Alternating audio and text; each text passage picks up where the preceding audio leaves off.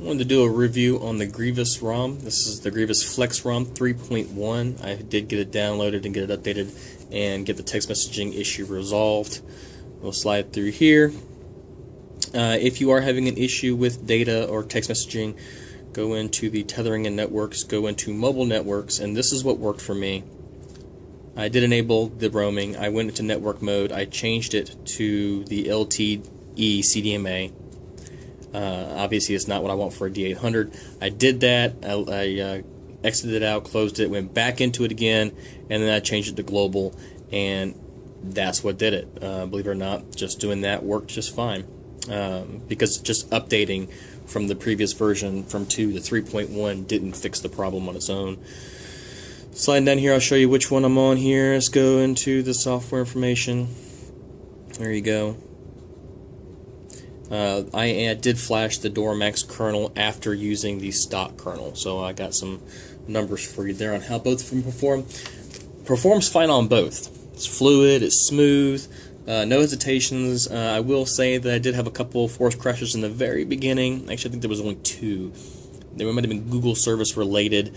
They cleared themselves up almost immediately and never saw another crash again. Very solid. Go through here. One thing about the Grevious ROM is this iOS style status bar. You like it or you don't. You can make changes to it using G2 settings. This is an ODEX ROM, so this widget right here is the actual Flex widget. If you tap it, you get the weather just like you do on an LG based ROM. It's not a Super widget. So that's nice. I do understand why some developers don't want to do an ODEX ROM and wish to continue with the DODEX, and that's fine. It's just a nice little feature to add there if you want that Flex widget. And you know, most of these Flex ROMs are very similar anyways. In fact, the styling on this one is clean here and clean here. So, I mean, very nice, very nice. Very nice attention to detail there. Benchmarks wise,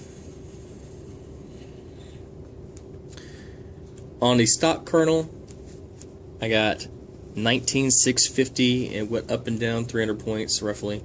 And then on the Dormax kernel, I did bench higher, but Dormax also clocks a little bit higher. 21,763, again, up and down a few hundred points.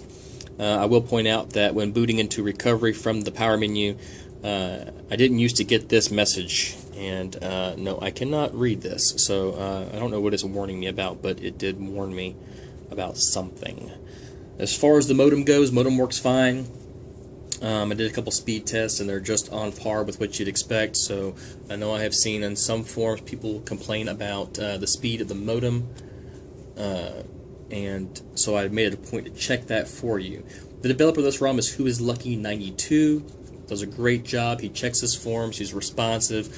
If you're going to report an issue, make sure that 1, you have done a clean install, and 2, that you make a Klog, and you can use this app here, syslog, or you can go into the Google Play Store and look it up and find an alternative, whatever you prefer. But it's as simple as, once you get the crash, press take a log, it saves it to your SD card, or you can email it to yourself. Then post it for the developer to see so they can see what caused the crash. Okay. Something else about the ROM, GPS works fine. I had no problems with it at all, actually. It locks on quick and tracks well. FM radio app, you see an FM radio app right there, does not work on the D800, and honestly it probably shouldn't. I'm not really sure. I did try it out though, just to give it a try because I saw it was there. Q remote does work, Q voice does not. I'll show you that there, does not work.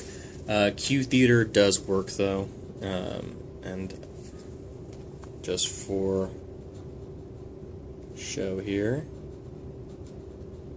there you have it. Okay, and of course one of the other advantages to a flex based ROM is this lock screen here where you can tilt up and down. Now you can't change the picture. What you see is what you get with this flex based lock screen, but it's nice. It's a little slow on the response, but you know, all the ROMs I've used that have that flex lock screen are about the same. Free RAM. Let's go ahead and close everything out here that I have open.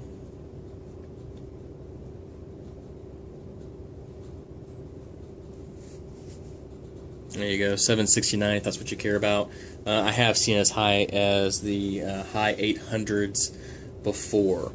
So, and that's just with what I have running on the phone. Knock on, knock off, obviously there's a reason why you saw me use it before, to use an LG based ROM, because you can do it anywhere and it works. Themes, this phone does support, or this ROM does support themes. They transfer pretty quickly. HTTP wise, it does work with My4 Touch, both text messaging and metadata, so it does send your song titles and artists. The Kia Uvo system, the other system that I tested with, does support metadata but does not support text messaging. As far as clean flash versus dirty flash, I did dirty flash over the 2.0. The developer actually, or members in the forums anyways, did say that that was fine. They got good responses with it. I did that and it worked no problem. Like I said, I had a couple small forced crashes, and those were Google services related, and I've seen that other ROMs before, and it's not a big deal, and this one cleared itself up without having to wipe any caches, so that was good. Other than that, that is GreviousFlex. Very solid, very smooth, dependable daily driver. There you go.